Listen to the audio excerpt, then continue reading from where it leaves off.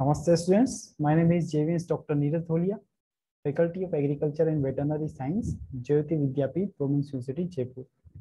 So today we are going to discuss about the one of the disease, that is the dysentery, and this belongs to the subject medical biotechnology. So what is the dysentery? Uh, Basically, this is the infection of the intestine, or you can say the infection of the gastrointestinal organ. Okay, so it is characterized by the inflammation in the intestine and mainly in the colon. So WHO differentiates the dysentery with the diarrhea, and it can be said that it is uh, any specific type of the diarrhea in which the blood is present in loose and watery stools. So it differentiates the dysentery from the diarrhea, because in the diarrhea only the loose and watery stools will be there, but in the dysentery the blood will be present in the dysentery. So it is spread in humans through the contaminated food and water, and of course it can be infected.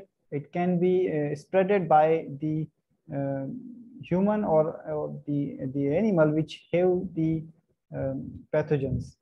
Okay, so this is the infectious disease. Okay, so if one have the infection, it either it have the symptoms or not, but it can spread the disease. Okay, so most common cause is the bacteria Shigella, Escherichia coli, E. coli, and the Entaimba histolytica. Okay, so if you talk about the sign and symptoms of the disease, so it differs according to the infective agent or the pathogen. Okay, so the dysentery causes the irritation and the inflammation in the intestine, and it may result in a number of symptoms, and the symptoms can vary in intensity among the individuals. So the very common symptoms are the abdominal pain, the bloody diarrhea, and it may also be watery with mucus. Then cramping will be there, nausea will be there, uh, the nausea with or without the vomiting. Okay, so these are the very common symptoms. And if we talk about some other symptoms of the dysentery, so it may include symptoms of the dehydration, and these the symptoms of the dehydration includes the decreased urinary output, the dry skin or the dry mouth, feeling thirsty, fevers, chills, muscle cramp, muscle weakness, and weight loss. So sometimes some life-threatening conditions can be developed, and some serious symptoms will be presented. Okay, so occasionally the dehydration resulting from the dysentery may be to show that a life-threatening situation can develop. Okay, so these symptoms may be change in the level of consciousness or alertness, such as passing out or unresponsiveness. Then change in the mental status or sudden behavior change, such as the confusion, then delirium, lethargy, and the hallucinations. Then high fever may be there, the rapid heart rate may be there, severe abdominal pain will be there, and severe dizziness will be there. So these were all about the symptoms. Then we are talking specifically about the causes. Okay, so the bacteria Shigella, E. coli, amoeba, entamoeba, histolytica are the most common cause of the dysentery.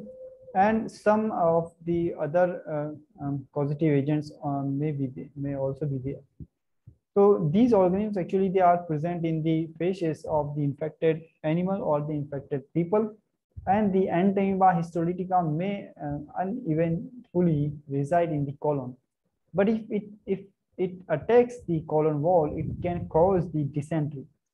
People with the weakened immune system are also more likely to develop the amoebic dysentery. So the very common cause is the water and the food which is contaminated with the fishes containing the pathogens. Okay, so the swimming in the infected water may also result in the dysentery, and the common cause or the most of the other bacteria are also included, and they can cause the dysentery. So for example, the Campylobacter is there, certain types of the E. coli are there, Entamoeba histolytica is there, Salmonella, Shigella. So these are the bacteria which the pathogens which can cause the dysentery. Okay, so now what are the diagnosis of the dysentery? How to diagnose? So first of all, the patient's history. Then if it is traveled the place where the hygiene is not maintained. Okay, what you have eat from last 2-3 days. Okay, so if the doctor can have the physical examination for the stomach pain and the cramps. Okay, then the microscopy will be there. So dysentery symptoms look like a lot of other intestinal illness that includes the common stomach virus. So a lab technician will need to look at the sample of your stool under a microscope to see if you have the dysentery, and if so, that can check the type of the pathogen. Okay, so the microscopy will be there, and through that it can be recognized that the what is the exact pathogen that is causing the dysentery. Okay, so the risk factor which are related with the dysentery are the attendance or work in a daycare setting. So close contact with an infected people or animal, the consumption of the untreated water from lakes, rivers, and the streams, the travel in the areas where the infection is common, or the swimming in the infected swimming pools. So these are the common risk factors. Now we are talking about the treatment of the dysentery. Okay, so the treatment is based on the type of the pathogen. Okay, so first of all, the laboratory testing will be there, microscopic observation will be there. Is it a bacterial infection? Is it a pathogen or other pathogen like the parasites are there? Okay, so antibiotic therapy is the mainly of treatment for the dysentery due to the bacterial organisms, and it is highly effective. So it is important to follow the treatment plan, and dysentery, if it is not followed properly, it may worsen the condition. Okay, so the common antibiotics which have the which have included in the treatment plan of the dysentery included the ceftriaxone, that is the again one antibiotic is there, that is the ciprofloxacin.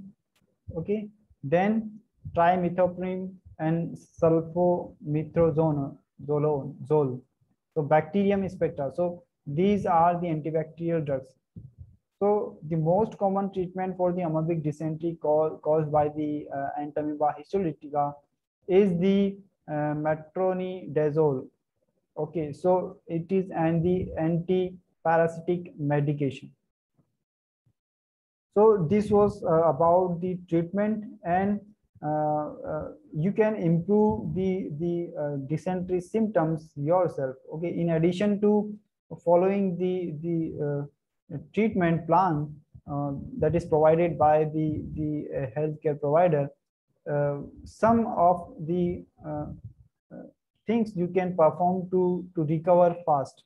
Okay, so the ensuring the adequate hydration by drinking plenty of water and electrolyte solutions and getting plenty of rest.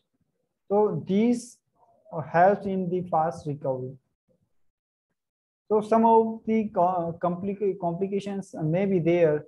So what are the potential complications of the dysentery? So if you are not serious about the issue, the complications may arise. Okay, then the complications may include the excess electrolyte loss from your body, then intestinal obstructions may be there, then intestinal perforation can be there, the liver abscesses is there. Okay, post infectious arthritis, that is the joint pain, will be there. Secondary infections may be there. Okay, so these are the some of the complications. Then sepsis may be there, spread of infection, that is sepsis. It is most common immunocompromised in the immunocompromised individuals or the overaged population. So that was all about the dysentery. Hope you are satisfied with this little session. If you have any doubt, any query, you can write in the comment box. And this session is powered by Digital Version 2, Jyoti Vidyapeeth Women's University, Jaipur. Thank you.